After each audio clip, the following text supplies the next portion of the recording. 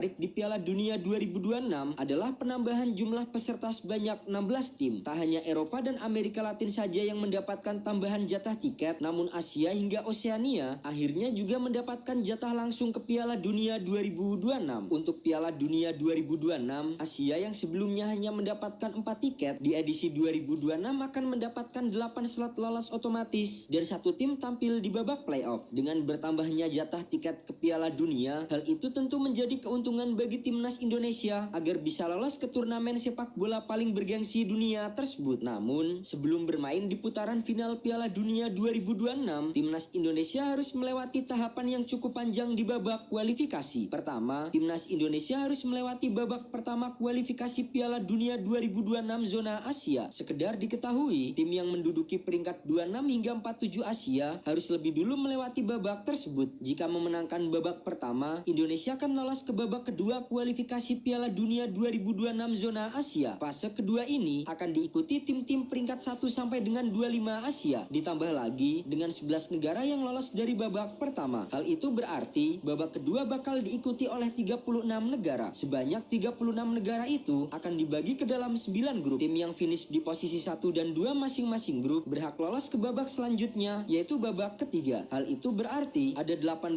negara yang ambil bagian di babak ketiga. Sebanyak 18 negara akan dibagi ke dalam 3 grup yang mana masing-masing grupnya berisikan 6 tim. Nantinya, tim yang finish di posisi 1 dan 2 masing-masing grup berhak lolos ke Piala Dunia 2026. Kemudian, tim yang menempati posisi 3 dan 4 akan tampil di babak keempat, di mana 6 tim akan dibagi ke dalam 2 grup. Tim yang menjadi juara masing-masing grup dalam babak tersebut akan lolos ke Piala Dunia 2026. Sementara itu, tim yang finish di posisi 2 babak keempat akan bertemu di babak playoff. Tim yang memenangkan babak ini akan tampil di babak kelima, yaitu babak antar konfederasi. Artinya, mereka akan memperebutkan 1 tiket melawan wakil dari konfederasi lain untuk lolos ke Piala Dunia 2026. Meski berat, bukan berarti tidak mungkin timnas Indonesia bisa berlaga di Piala Dunia 2026. Langkah pertama yang harus diambil oleh PSSI dan juga jajaran pelatih adalah mempersiapkan skuad sematang mungkin. Timnas Indonesia tidak akan pernah bisa berpartisipasi jika para pemain tidak memiliki skill dan kemampuan sekelas pemain top Asia. Apalagi pelatih timnas Indonesia Sintayong juga berambisi membawa Mark Klok dan kawan-kawan berlaga di ajang 4 tahunan tersebut. Menurut pria yang pernah mengantarkan Korea Selatan ke Piala Dunia 2018